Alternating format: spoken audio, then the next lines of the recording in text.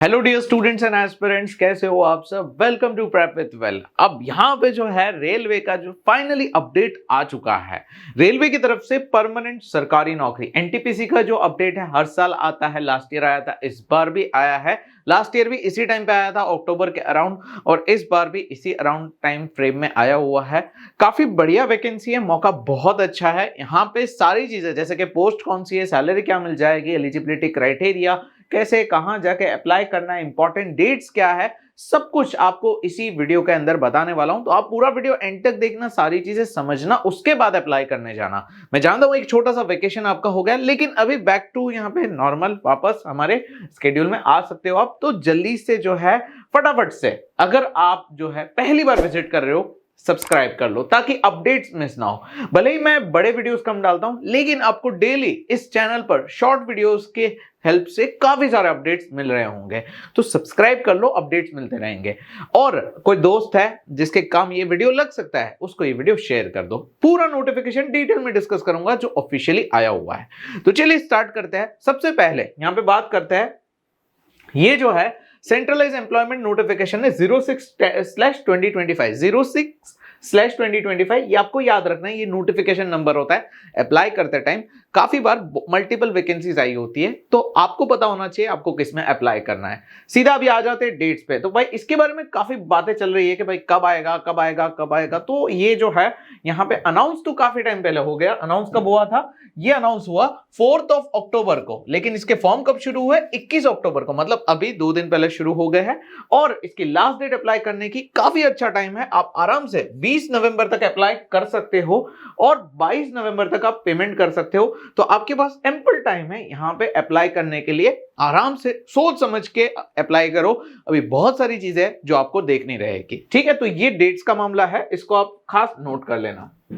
अब आगे बढ़ते हैं, यहां पे वैकेंसीज पे ही सीधा आ जाते हैं। तो ये जो वैकेंसीज है ना, ये आप देख लो, ये वैकेंसीज आई हुई है, ठीक है। ये पोस्ट है जैसे कि टिकट सुपरवाइजर है, स्टेशन मास्टर है, गुड्स ट्रेन मैनेजर है, जूनियर अकाउंट्स असिस्टेंट है, फिर सीनियर टाइपिस्ट है, ट्रैफिक असिस्टेंट। तो ऐसी अलग अलग यहाँ पे जो है पोस्ट आपको देखने को मिल जाएगी। इनिशियल पे सबके अंदर आप देख लो 35,400 है। अब 35,400 का मतलब क्या होता है? ये बेसिक पे है, इसमें आपके अलावेंस वगैरह बहुत सारी चीजें ऐड होती है, जिससे ये अमाउंट आपका 50,000 के आसपास बैठता है। 50 से 60,000 इजीली हो जाता है। इसको थोड़ा कम कर देते हैं, आपको जो है क्लियरली दिखेगा यहाँ पे डिटेल्स, ठीक है। अब ये देख लो, यहाँ पे मेडिकल स्टैंडर्ड, एज लिमिट सबके अंदर 33 तक है। आपकी मैक्सिमम एज लिमिट अगर यहाँ पे जो है 33 से कम हो आप तो बिल्कुल अप्लाई कर सकते हो। रेलवे की एक खासियत है, बाकी सब में 28-30 रहता है, यहाँ पे आपके पास चांस है। टोटल नंबर ऑफ वैकेंसीज, भाई अगर आपको अप्लाई करना है, मैं कहूंगा तो आप यहाँ पे गुड्स ट्रेन मैनेजर में अप्लाई कर सकते हो। 3,500 वैकेंसीज अकेले इसी पोस्ट के लिए है। इसके अलावा बाकी अलग अलग पोस्ट है। टोटल कुल मिला के 5,800 के करीब पोस्ट है। बहुत ही अच्छा है। इसके 2 नोटिफिकेशन आएंगे, एक और आएगा 3,000 वैकेंसीज वाला, वो कुछ ही टाइम में आ जाना चाहिए। अगर आपको उसका भी डिटेल वीडियो चाहिए, कमेंट करके मुझे बता देना। तो ये पोस्ट का मामला है। अब आगे बढ़ते हैं, बाकी चीजें देखते हैं। अब जैसे ही हम स्क्रॉल करते हैं तो आप यहाँ पे देखोगे बहुत सारी डिटेल्स है, हम इसको स्किप कर देंगे। काफी डिटेल्स आपके काम की नहीं है और बहुत सारी चीजें इन्होंने रखी हुई है, ठीक है। आपको ऐसा कोई डाउट हो ना, तो आपके सारे डाउट्स इसमें क्लियर हो जाएंगे। जैसे कि यहाँ पे बहुत सारी चीजें रहती है यार, बहुत सारे अलग अलग स्टूडेंट्स की काफी क्वेरीज ऐसी रहती है कि भाई आपको, मतलब आपको नहीं होगा, बहुत सारे हमें मैसेजेस आते हैं। तो आप नोटिफिकेशन को रीड करने की एक आदत डालिए ताकि आपको जो है चीजें समझ में आ जाएगी। अब ये तो हमारे काम की डिटेल्स नहीं है। अब यहाँ पे आते हैं सबसे इंपॉर्टेंट, एज लिमिट का यहाँ पे डिटेलिंग क्या है। अब एज लिमिट मैंने आपको बताया 18 से 33 है। इसको किस तरीके से काउंट किया जाता है? आपकी यहाँ पे जो है बर्थ, यानी कि ये जो है नॉट बोर्न आफ्टर, ये आपकी जो है ना 1 जनवरी 2008 के बाद का बर्थ नहीं होना चाहिए। आपकी बर्थ डेट अगर इस डेट के बाद है तो आप अप्लाई नहीं कर सकते हो। और यहाँ पे अपर एज लिमिट, अब अपर एज लिमिट जो है वो यहाँ पे देख लो, ये अनरिजर्व्ड वालों के लिए, ये ओबीसी वालों के लिए, ये एससी एसटी वालों के लिए। मतलब अगर आप इस कैटेगरी में आते हो तो आपका बर्थ ईयर जो है 2/1/1993 से पहले नहीं होना चाहिए। मतलब उससे पहले तो आप अप्लाई नहीं कर सकते हो। ऐसे ओबीसी का 1990 है और एससी एसटी में 1988 है, मतलब 5 साल का एक्स्ट्रा रिलैक्सेशन।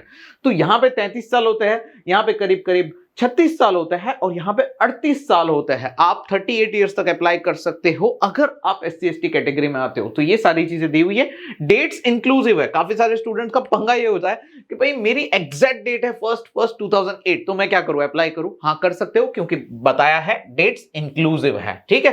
काफी बार एक्सक्लूसिव होता है तो आप अप्लाई नहीं कर सकते हो।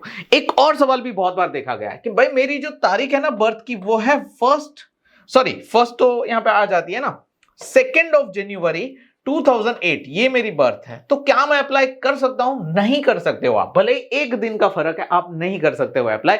डॉक्यूमेंट वेरिफिकेशन में आपका फॉर्म रिजेक्ट हो जाएगा, मतलब डॉक्यूमेंट वेरिफिकेशन में आप रिजेक्ट होंगे। बाई चांस मान लो आपका एप्लीकेशन सबमिट हो गया, आपने एग्जाम दे दी, सब कुछ कर लिया, लास्ट में जब डॉक्यूमेंट वेरिफिकेशन आता है ना, वहां पे ये आपको रिजेक्ट कर देंगे। तो मेरा सजेशन है ऐसे बिल्कुल अप्लाई मत करना, ठीक है। तो ये जो है पूरा एज का यहाँ पे जो है फॉर्मेट है, आपको आइडिया आ गया होगा। और बाकी जो है ये पूरा कौन सी कैटेगरी को कितनी लिमिट दी गई है वो सब यहाँ पे इन्होंने बताया हुआ है। अब आ जाते हैं सबसे इंपॉर्टेंट पार्ट पे, फीस। तो वैसे तो फीस यहाँ पे अभी आपको 500 देनी है अगर आप नॉर्मल कैटेगरी से हो, और अगर आप यहाँ पे SC/ST कैटेगरी से हो तो आपको पे करना है 250। अगर आप फीमेल हो तो भी आपको 250 ही पे करना है, बाकी सबको 500 रुपए देने हैं। लेकिन यहाँ पे कैच है, रेलवे की सिनारियो में थोड़ी सी ये चीज डिफरेंट हो जाती है। आपके 500 में से आपको 250 वापस आ जाएंगे, और यहाँ पे 250 आपके पूरे वापस आ जाएंगे, मतलब आपको पैसे पे नहीं करने, मतलब पैसे आपके नहीं लगेंगे। अभी आपको पे करने हैं, लेकिन यहाँ पे आपके आधे पैसे आ जाएंगे और यहाँ पे आपके पूरे पैसे आ जाएंगे। इन्होंने क्या कहा है कि अगर आप फर्स्ट स्टेज CBT देते हो, मतलब पहली एग्जाम देते हो, अपियर करते हो सिर्फ, तो आपका पैसा रिफंड आ जाएगा। मतलब आपकी अगर अटेंडेंस लग जाती है तो पैसा मिल जाएगा, अटेंडेंस नहीं लगती है तो पैसा रिफंड नहीं होगा। तो ये चीज है यहाँ पे, अपियरिंग आपकी सिर्फ अपियरिंग, यहाँ पे मार्क्स, फेल, पास ये कुछ नहीं देखा जाएगा, सिर्फ आपकी अपियरिंग होनी चाहिए तो आपको पैसा वापस आ जाएगा। सो मेरा यहाँ पे एक सजेशन है, माय डियर स्टूडेंट्स, आप भूल मत जाया करो अप्लाई करके। काफी स्टूडेंट्स ये करते हैं और आपका पैसा वेस्ट हो जाता है। ये अमाउंट भले ही आपके लिए छोटा होगा, लेकिन है तो सही एक अमाउंट। आपका इसमें मॉक टेस्ट आ जाएगी, कुछ पेपर्स आ जाएंगे, एक आधी बुक आ जाएगी, तो इस चीज का थोड़ा ध्यान रखिए, ठीक है। चलिए अभी आगे बढ़ते हैं। ये कुछ बहुत सारे डाउट्स वाली डिटेलिंग थी, तो इसको हमने अच्छे से क्लियर किया। अब जो है फटाफट से जाते हैं कि भाई यहाँ पे सिलेबस क्या रहेगा, एग्जाम पैटर्न क्या है, ये सब कुछ यहाँ पे देख लेता है। तो ये बहुत सारी डिटेल्स है, मैं इसको स्किप ही करता जा रहा हूं, ठीक है।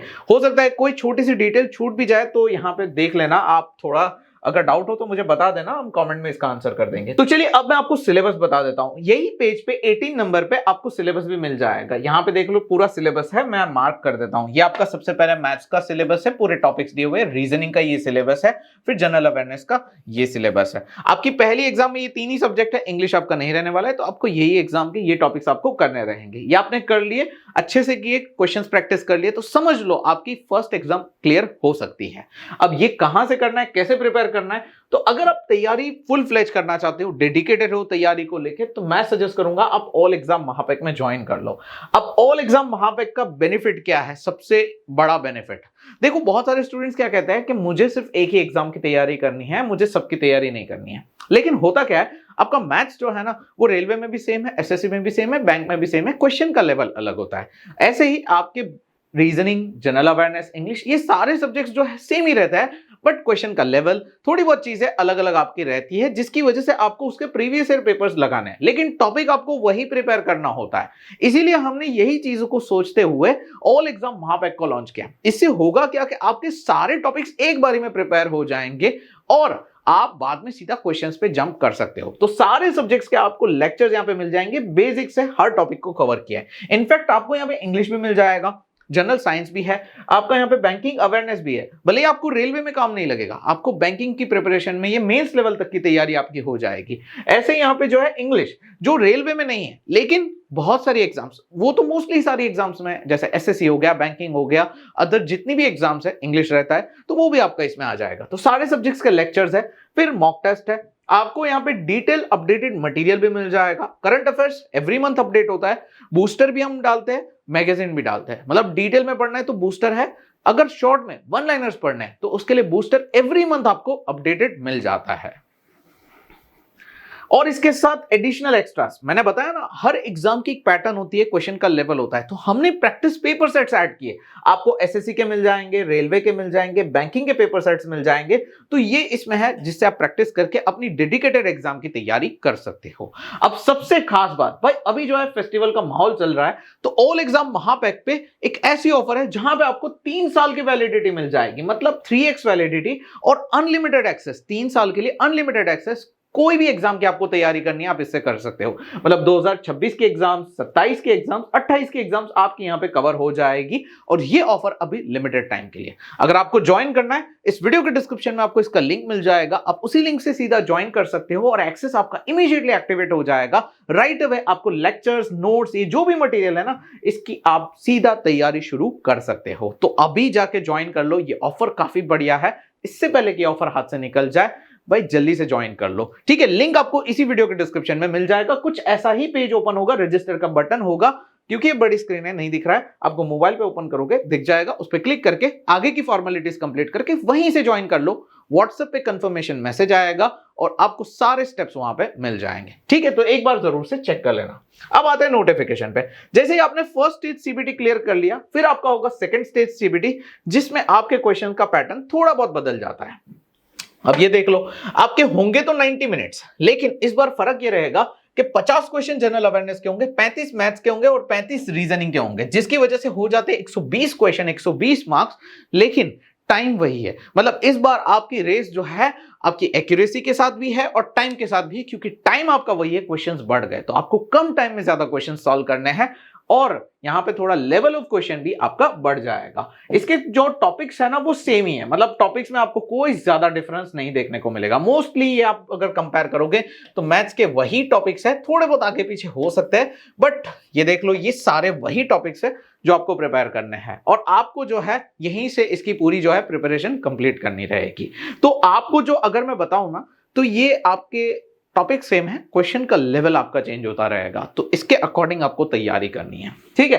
तो यहां पे अगर आपने क्वालिफाई किया, मतलब ये एग्जाम आपने कंप्लीट क्लियर कर ली, तो आपकी जॉब लग जाएगी, क्योंकि इसके बाद ना इंटरव्यू है ना कोई स्किल टेस्ट है, कुछ भी ऐसा नहीं है। मतलब कुछ पोस्ट में है, वो मैं अभी आगे आता हूं कि कौन सी पोस्ट में है, इन्होंने दिया हुआ है, ये रहा वो पार्ट।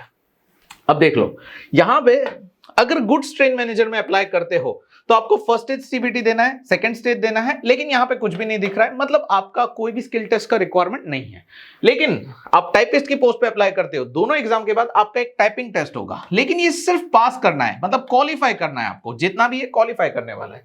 ऐसे ही टाइपिस्ट के अंदर वापस आया यहाँ पे स्टेशन मास्टर के लिए भी एक कंप्यूटर बेस्ड एप्टीट्यूड टेस्ट होगा, जो यहाँ पे इन्होंने मेंशन किया हुआ है, और यहाँ पे ट्रैफिक असिस्टेंट में भी यहाँ पे कंप्यूटर बेस्ड एप्टीट्यूड टेस्ट होगा। अब ये क्या होता है, दो तो टेस्ट ले ली, अब तीसरी क्या करने वाले हैं, तो ये वाली टेस्ट थोड़ी डिफरेंट होती है। आप देखो पोस्ट को देखो, स्टेशन मास्टर, भाई उसके काम क्या होता है, सिग्नल्स, ये वो बहुत सारी चीजें, मतलब बहुत सारे ध्यान रखने होते हैं, बहुत सारा फोकस चाहिए होता है, तो ये जो टेस्ट होती है ना उसमें यही सब देखा जाता है। ऐसे ही ट्रैफिक असिस्टेंट में भी ये चीज होगी, तो आपके ये टेस्ट जो है आपके सब्जेक्ट्स और ऐसा कुछ नहीं होंगे, यहाँ पे आपका फोकस, आपके जो रिफ्लेक्सेस, ये सारी चीजें चेक की जाएगी। तो ये टेस्ट जनरली इसलिए होती है, ठीक है। आई होप आपको आइडिया आ गया होगा।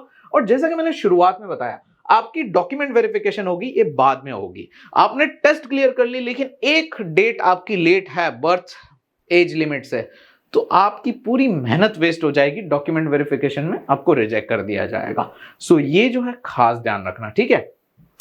सो ये तो आपका यहाँ पे पार्ट हो गया। अब अप्लाई कहां जाके कैसे करना है, तो आपको जो है आरआरबी अप्लाई सर्च करना है। देखो यहाँ पे मैं सर्च कर रहा हूं आरआरबी अप्लाई, ठीक है, मैंने सिर्फ इतना सर्च किया है, तो यहाँ पे मेरे सामने बहुत सारी आरआरबी की वेबसाइट्स आ रही है। मैंने आरआरबी अहमदाबाद पे क्लिक किया, चलो क्लिक करके आपके सामने ही देख लेते हैं। अच्छा, वेबसाइट ओपन, हाँ हो गई ओके। सो यहाँ पे जो है अपडेट्स, ये रहा, ओके। यहाँ पे आपको मोस्टली दिख ही जाएगा डिटेल, ये रहा डिटेल सेंट्रलाइज रिक्रूटमेंट, नोटिफिकेशन ही ओपन हो जाएगा। यहाँ पे अप्लाई करने का पार्ट भी यहाँ पे आ जाएगा, ठीक है। ओके, यहाँ पे जो है लिंक नहीं मिल रहा है, ऐसा आपके साथ भी हो सकता है, तो इन्होंने एक सोल्यूशन दिया हुआ है। यहाँ पे 16 पैरा करके है, वहां पे सारी वेबसाइट्स की लिस्ट आपको मिल जाएगी। मैं उसी वेबसाइट पे आपको सीधा लेके जाता हूँ जो नोटिफिकेशन में दिया है। देखो, इससे आपको पता चलेगा कि लिंक वगैरह कहाँ मिलती है। देखो यहाँ पे ये चीज है, आरआरबी अप्लाई वाली लिंक है, मैं इस पर क्लिक करता हूं, अगर ये ओपन हो जाए, ठीक है। ये वेबसाइट है आरआरबी अप्लाई, ओके। सो आरआरबी अप्लाई करके मैं सर्च कर रहा हूं, तो आरआरबी अप्लाई में मोस्टली अहमदाबाद वाली वेबसाइट आ रही है। मैं इस पे सीधा चले जाता हूं। आपको यहां पे एग्जैक्टली ये वेबसाइट अगर क्लिक नहीं हो रही है तो सर्च कर देना है। क्या सर्च करना है? आरआरबी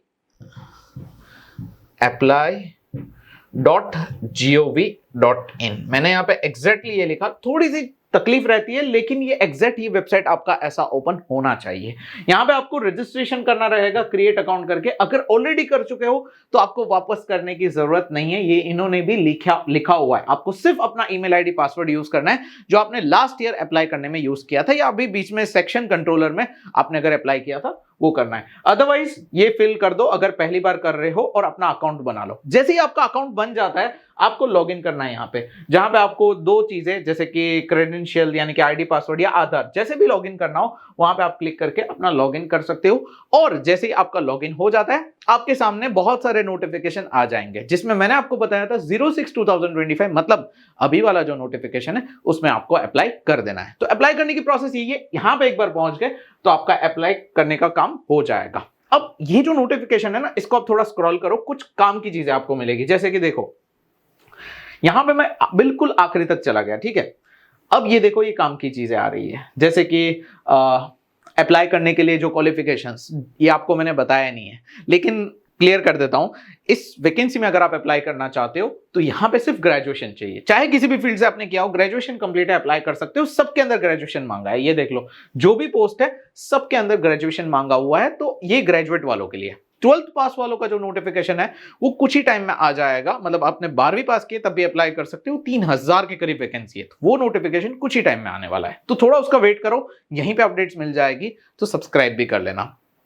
अब ये देख लो यहां पे ये काम की डिटेल्स है आपकी। पेज नंबर 30 से ये शुरू हो जाता है। जैसे आरआरबी अहमदाबाद में कितनी पोस्ट है, तो टोटल 79 पोस्ट है।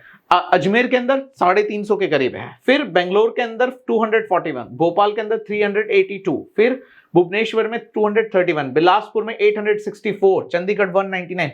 ऐसे आपको हर सिटी जहां जहां ये वैकेंसी आई है उसका ब्रेकआउट, कौन सी कैटेगरी में कितनी पोस्ट है, ये सब कुछ जानकारी आपको यहां पे मिल जाएगी। अब आपको किस में अप्लाई करना चाहिए, अगर आपको ये चाहिए कि कौन सा डेंजर जोन है, कौन सा सेफ जोन है, कहां पे आप अप्लाई करोगे तो चांसेस है, ये अगर आपको इसका पूरा सेपरेट वीडियो चाहिए तो आप कमेंट करके बताओ, हम इसका एक पूरा सेपरेट एनालिसिस वाला वीडियो लेकर आएंगे।